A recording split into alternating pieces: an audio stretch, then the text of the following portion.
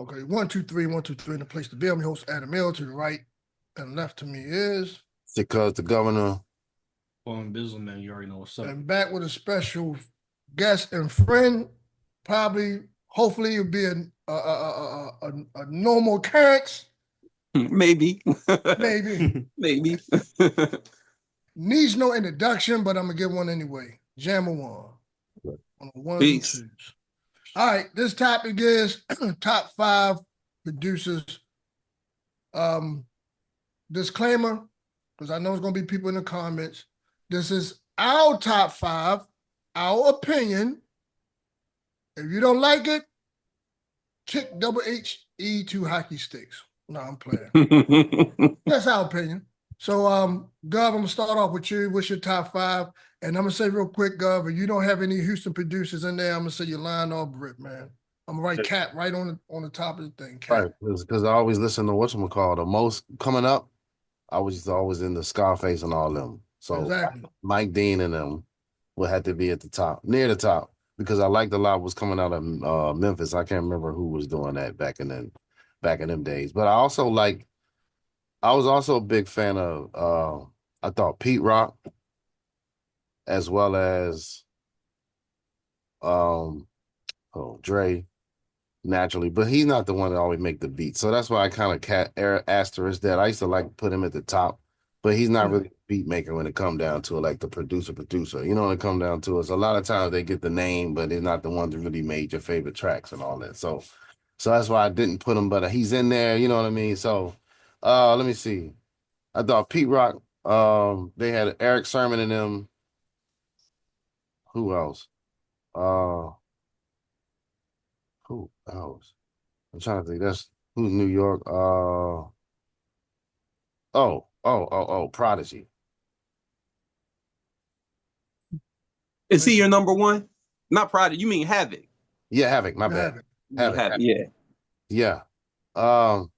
Yeah. Now, what it is about these different ones, I don't know what it is to make them like the top to me, but I just, as far as them like cranking out them, and the honorable mention had to be RZA, but okay, but he had to be honorable because it's not about their techniques per se, but it's the ability for them to put a feeling in and not only put a feeling in, but it also be a classic. It stands the test of time. You know what I mean? That's the thing you can hear is they're not dateable. Like, yeah, it is dated, but at the same time, everything from them isn't dated. Like, they could come out with it today and it still will be a hit. Real quick before you name your top 5 that you could do without, or the ears, do we consider like guys like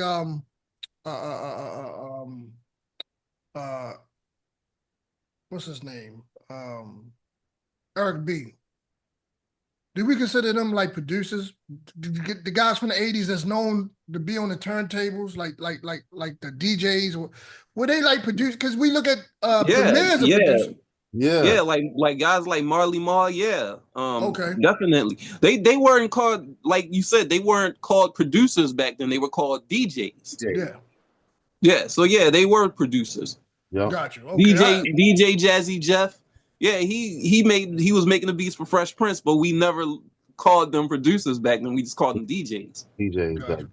You know what's great too? You probably got to break this down by eras too. You know what I mean? Because when you go back to different eras, you be like, "Oh, I forgot about them. I forgot about DJ Red Alert. I forgot about so and so." You know what I mean? So yeah, at time for them to, and each one of these eras, like the current era, we got a lot of great producers that's out there right now. But I think sometimes these artists are really killing their work, in a way where it's really, really not putting their work to the forefront. But a lot of great producers are out. Just like, but since the lyrics aren't standing up, sometimes the lyrics are better than the production. So it's just one of them type of things over the test of time. But those are the top 5 as far as what I can see is what I remember off the top of my head right now. You know what I mean? But what are the 5 that you can, respectfully like, I'm good. Let me see. I waffle on that because there's times there's been producers I did not like before. One, for example, I couldn't stand 21 Savage at first. No, not 21. 21 Savage. Okay. Metro Boomin. Metro Boomin, yeah. I couldn't stand Metro Boomin at first, but then after a while it clicked. Oh, I get it now. Then I started liking Metro Boomin. You know what I mean? So the same thing now. Let me ask you this real quick. Did you like it because the last 2 Future albums that came out? Nah, it was before that. It was before that. That's why I started liking them. After that, I couldn't stand him. I couldn't stand him, bro. I couldn't stand and listen to his production. I couldn't. It probably got old to you. I don't care if it was the greatest rapper live on his production. I would immediately turn it off. Oh, this man, oh, hell no. Cut it off. But the last 2 Future albums, I gotta admit, it's dope. Yeah. That's what it is. Another one was Khaled, DJ Khaled. I didn't know he produced. I thought he was just yelling over producer tracks like, as if he did something. Act like he is. All right, so then that's the only one I can think of. But I don't know. It's hard for me to really name it because see, so many people bounce around a lot too. Like a lot of these producers not really taking the time to like. It used to be like, say, remember like in the 80s and the 90s, early 2000s, everybody had their own sound. Yeah. Mm-hmm. It's all homogenized now. So much is homogenized to the point now it's hard to really put a finger on who is who. Right. So, okay, if you finish your take, Gov, you only named 2. You know what I'm saying? I give you a whole Yeah, see, I don't know that. I give you a whole list. Guy's name. I give you a whole list. I can give you a whole list, bro. All right, Jammer One, what you think, man? Your top 5 and the other 5, you can like, I'm good on that one. All right, I'm going to start number 5. People probably stone me for this, but my number 5 is Pete Rock, who could be number 1, but it's just my personal taste. Like, I love Pete Rock for his technicality and like his soul and everything, and the way he's able to mix the samples in a way that's so cohesive. Like he'll like filter something out and then he'll put like a horn kind of like in the background and it just blends so nice, or a vocal sample and it blends so nice together. And like stuff like that, he just does it so beautifully. And yeah, so I'm gonna give him number 5. And people probably gonna stone me for this too. But my number 4 is Kanye West. I liked Kanye with like his early work because he used to hit me over the head with his sample work. I'm like, yo, can you sample this much of a song? Like he would take these extremely big, like he would take 8 bars, you know what I mean, from a song and flip them joints and then be rolling the drums and everything, like his early stuff. His current stuff is cool too, but like in his genius era, like between 2003 to 2015, Kanye was killing. And plus he one of the first ones to combine orchestrated music with samples and all of that kind of stuff, which is something I always wanted to do when I started producing. But like Kanye just did it. Like he did well for like the producer community, if you ask me. Number 3 is DJ Premier because he set the standard, the boom-bap standard. His chopping techniques, the way he could take like a little piece, like just a little piece of a sample, a little 3-second sample, and then put them drums behind it, them hard hitting drums, and he'll like play it in crazy ways. What's your illest premier beat? I'm gonna tell you mine real quick. What's your illest What's yours? Mine's Gangstar featuring Inspector Deck, Above the Clouds, I think. Gangstar featuring. Oh, okay. All right. I know what you're talking about. Oh my goodness, it was simple, but it was banging, yo. All right. I think my favorite premiere beat is Check the Technique. I always love Check the Technique. With the strings, one of his early beats, and those hard drums come in, that hard hitting break beat. Woo! Oh my gosh! Like that's probably my favorite premiere beat. Number 2 is Jay Dilla. I knew you were gonna mention him. I just know it. I did. Jay Dilla just had the soul. He was able to really make a track move. Like you can, it felt like it feels like it's alive. And then his versatility and what he contributed to neo soul. I'm a big fan of neo soul. Neo soul pretty much. I'm just gonna say between D'Angelo and Jay Dilla, they created neo soul. But Jay Dilla didn't get lost in neo soul. His hip hop stuff was still just as hard. You know, his hip hop was just as hard as anybody's. It's up there with Premier. It's up there with Pete Rock. You know, and he another one who created the standard. So he's like number 2. And they probably gonna stone me for this. But my favorite. Hold on. Who's your number 1? Who's your number 1? My number 1, they're gonna stone me for this. My number 1 is Just Blaze. Oh my goodness. Just Blaze is my favorite producer. You gotta explain yourself on that one, bro. Yo, Just Blaze is just hard, yo. Like, I don't know. I really like the way he I like the samples that he chooses. Like he can choose some really orchestrated samples. Like he did the beat for the J Electronica song Exhibit C or something like that. One of those exhibits, right? He's able to be very simple, but at the same time, he can be complex. Like he produced the song on Drake's album, Take Care. And I know the sun will rise with me. Yo. Oh, he did do that. Not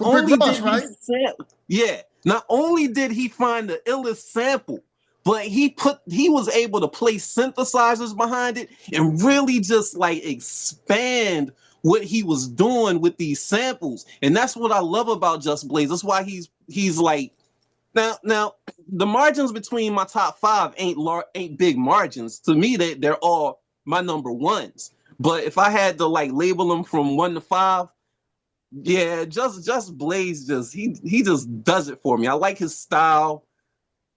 Yeah, that's my top 5. Okay, so what's your 5 that you can like? I'm good on that. I can't really tell you 5. I don't even want to name one, man. Oh, come on. But Manny Fresh. I'm sorry. No. It's funny because I had him on my list too. I couldn't stand him. Manny Fresh, man. Back that thing up was good. It was good, but the beats were just so cheesy. It was corny, borderline corny, yo. Yeah, Manny Fresh. I'm sorry, man. And I'm pretty sure he's dope. Like he's a dope producer and he got his niche. But I'm just listening from somebody like as a hip hop head, as somebody who likes black soul music that's in the pocket. You know, it's just really just kind of, you know, it's too commercialized for me. It is. Yeah. I mean, he don't make Manny Fresh unless it's something he made that I know nothing about. He doesn't make production. He doesn't make beats for artists that's very intellectual, that use their brain. I'm sorry. Yeah. Like he's good for, like you said, commercial stuff. He makes simple hooks. Yeah. And he like this is the thing about production, right? That a lot of people don't understand. It's not necessarily the beat, it's what you do to the beat. Because Juvenile did some beautiful things over Manny Fresh's production. He really did. He's the Cash Money star that blew them up over Manny Fresh's production. So it's not necessarily the beat, it's what you were able to do with it. Like that song, it grew on me. I couldn't stand it at first. You about to go to the store, You about to get some groceries, Them eggs are too high now, What you gonna do, I said, oh my. Brilliant, brilliant, man. All right, Quan Blizzard, what you got, man? I'll make it simple and fast. I thought of another one. Can I say another one real quick? Yeah, go ahead. Swiss Beats. Oh. Stop taking my dislikes, man. I can't listen. I couldn't stand him. I really couldn't, especially in the beginning. It just sounded like Lionel from Charlie Brown. He's doing it. Yeah. Oh my goodness. Oh man, if it wasn't for DMX, Yeah, see he did some good production on DMX, but then I got to look when you look at Hell is Hot. What is it? Hell is Dark. it's dark as hell and hell is Hell hot. is Hot. I got to look Yeah, at the list of who done production on it. I can't just say Swiss did the whole thing. And if he did, that's genius. But the rest of that stuff, man, what he did for Eve and all that stuff, I didn't like it. It was just so basic, and it's like he just went yeah. on a. His earlier stuff, it sounded like he just started making beats like a couple days ago, and he was just in the right place at the right time. He was able to push it to the right people. Simple Exactly. as that. Yep. Exactly. All right, Quan, what's your joint? Okay, I'm gonna make it fast and simple. I will say DJ Quick. Um, DJ Quick for me. DJ Quake's nice. He's Johnny nice. J. Who? RZA, Kanye West, and I think Dr. Dre. That's five, it. yeah, 5 simple picks for me. All right, I'm gonna give you my picks in no particular order. Madlib. I want to put Dre on there because all the great work he did, but that'd be too simple. So just don't hate me, West Coast. I'm taking them off the list. The Genius. The Jizzle make beats? Yeah, he made some beats. I didn't know that. Yeah, he made a couple beats. Yeah, he's not known, but he made a couple beats. Mm-hmm. Knife Wonder. Oh yeah, Knife Wonder's good with. He's nice with it. I'm at 3. Let me take RZA off because Jizza off because he's not really known for projects. I'm gonna replace him with the Neptunes. Okay. So that's 3, right? I'm sorry, I like Hit Boy. He grew on me. That's the stuff that he did with Nas recently with the whole King Disease run and the Magic run. I like Hit Boy. And I think that his beats, they're not dark enough, but anytime you make Nas, who had struggled with production basically after it was written, anytime you can bring him back to life, it's special. Let's see, last one.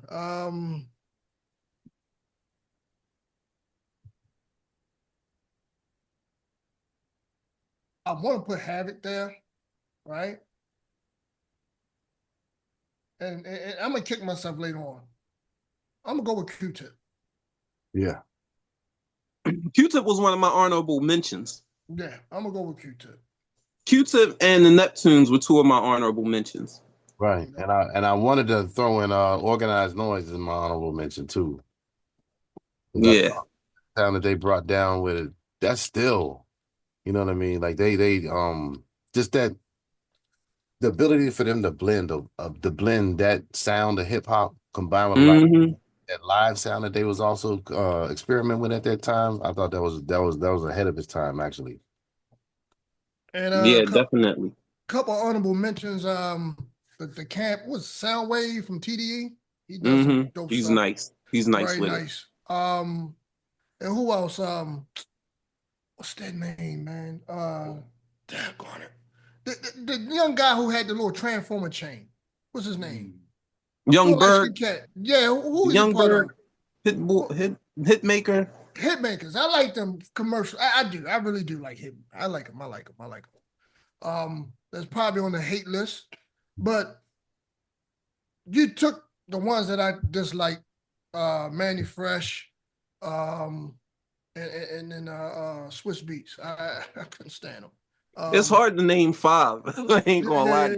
Because if it's somebody that you don't really listen to like that, it's hard to remember them. Really, unless they up in your face, like Manny Fresh was up in your face, Swiss Beats up in your face, and Swiss Beats is actually better now. Like he got better over the years. Yeah, he's just somebody I thought of, who used to kind of annoy me early on. Yeah, I was annoyed by that whole movement. I'm not gonna lie to you. And I was not on that Lil Wayne bandwagon when he came out with Carter 1 or whatever.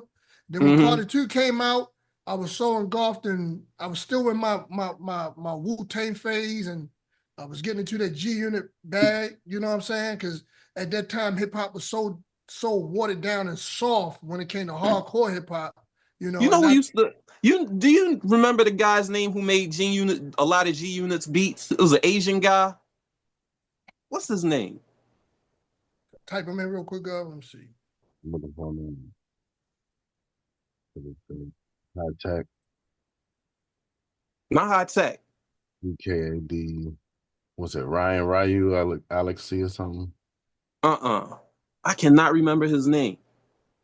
But he was a beast. Yeah, he was. Who was behind Get Rich or Die Trying production? Because I know Dre name was on the forefront, of course. Dre and Eminem did a lot of that. Yeah, Eminem he's not that bad. I mean, he's very redundant if you listen to his projects. For me, his beats sound similar. You can just off right. He likes certain sounds that he picks, he goes with. You just like, yeah, this is definitely Eminem. Yeah, exactly. How y'all feel about No ID? We didn't mention him. No Idea he's an honorable mention for me. Yeah. That's Kanye West's mentor. But yeah, Kanye West surpassed him. Yeah, dope. Yo, Kanye West sample work was crazy early on. I used to think he was breaking the rules, something serious. Like, you can afford all of this? Yeah. I mean, he could only produce that kind of stuff for Jay-Z because Jay-Z could afford it, exactly. to pay for those big samples that he used to take. Yeah, a lot of money trying to clear those samples. It's right bluntly in your face. You know, so it was sort of like the same thing with the Bad Boy movement. Remember, they took all the hits from the '80s and remixed them. You get what I'm saying? It's like they didn't really do anything. But to me, I mean, y'all producers, y'all should know. But to me, in my ears, it just sounded like they just added a different drum. Yeah, they just added a kick and snare. You know what I mean? That's all you gotta do. The West Coast, they got that style from the West Coast because the West Coast used to sample that funk. And you know, funk is already funky, so you don't really have to do much when it comes to adding beats to it and stuff. You can just pretty much loop it. More bounce, more like how many people sample more bounce? You know what I mean? Exactly. Like it's just boom, boom, boom, bass player. boom. Yeah. Live Yeah, bass man. go along with it. But you know, all they did was pretty much add a kick, a snare, probably like you said, like a live band. Play some live drums to it. They ain't had to do much. Exactly. And the same thing happened down with No Limit in New Orleans too, because they remade racks of songs. Yeah, they did. My thing is maybe I got to go back to the archives. I really don't want to, but that's out of curiosity. Did they use like a lot of New Orleans type of, like a lot of little bits and pieces. Sound, their sound was definitely New Orleans. It was a very local sound, so it was hard for the rest of the country to be able to digest it. Yep. Of course, you know, people will like stuff when they hear it playing on the radio like 20 times a day.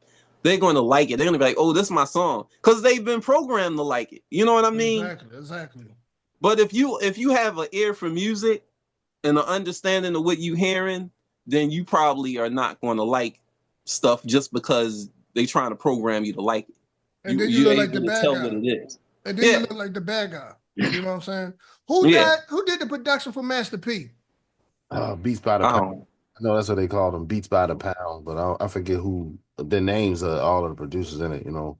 Trash. He was trash. I used to like them. Though. I hated that movement too. I did. I hated that No Limit movement. I'm gonna be real. I liked it mystical, right? I liked his albums. You know what I'm saying? I couldn't stand Master P in them, bro. I just couldn't do it. You like Mystical? Yeah, I like Mystical, man. I like his albums, man. I can't name them off the break, but when I listen to him, maybe because his voice stand out, and like you said, certain artists and their voice and their aura can surpass weak production, like you said with DMX. Right? His just certain rappers can get on any beat and make it shine. You get what I'm saying? So yeah, that's a gift.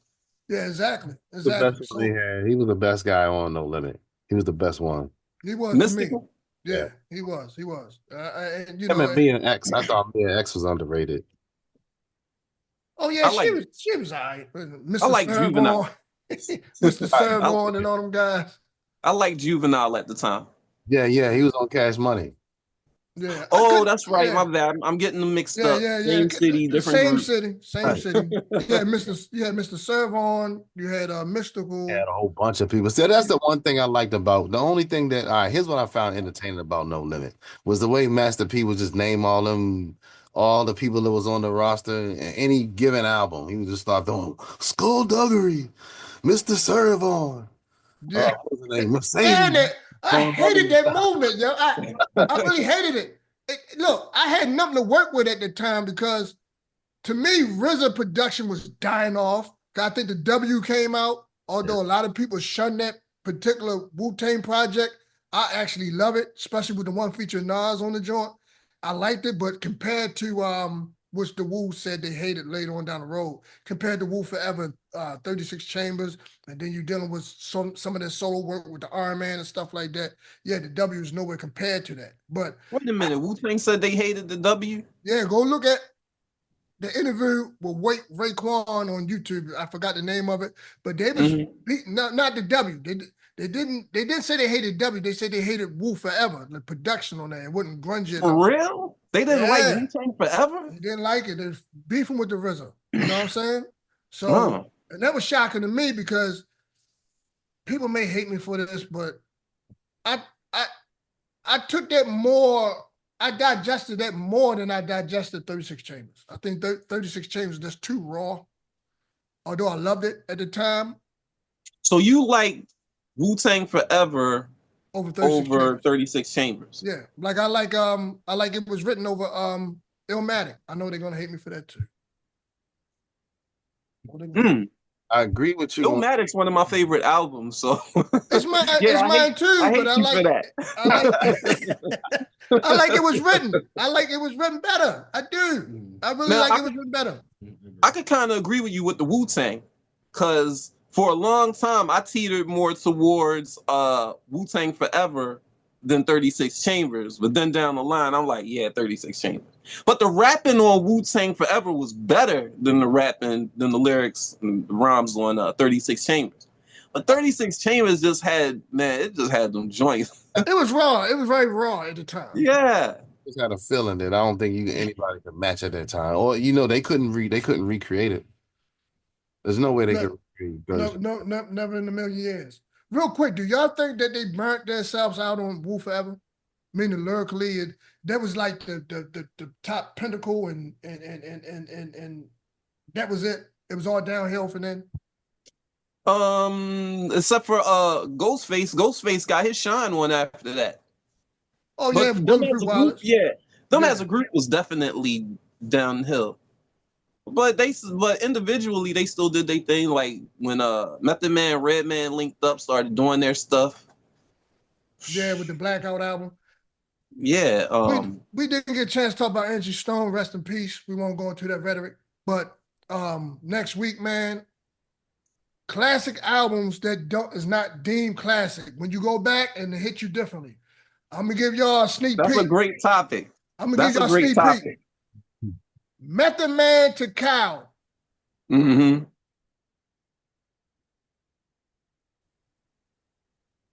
Cow. I hated it. The lyrics, the lyrics were so fundamentally elementary, and the beats to me, it just didn't grab me. You know what I'm saying? And there's no excuse. It didn't grow on me well. There's no excuse because who did you have come out during that time? What albums came out? I'll check it out. So I don't want to be wrong when I mention in 1990. That came out in 94. Like, was it spring going in the summer 1994? You had Illmatic was out around that time. Didn't Illmatic? No, Illmatic came out late 93. It was written was around that, and then you had Tupac. I forgot what album was dealing with that. But I'll double check it. But yeah, that's Apocalypse. No, I don't want people coming for our next. But that's the next week topic, brothers. Classics that did not age well. Classics that didn't age well. Yes, sir. Mine's is the Method Man joint. Oh, the cow. Because you go back to the what with Redman, go back and listen to it tonight.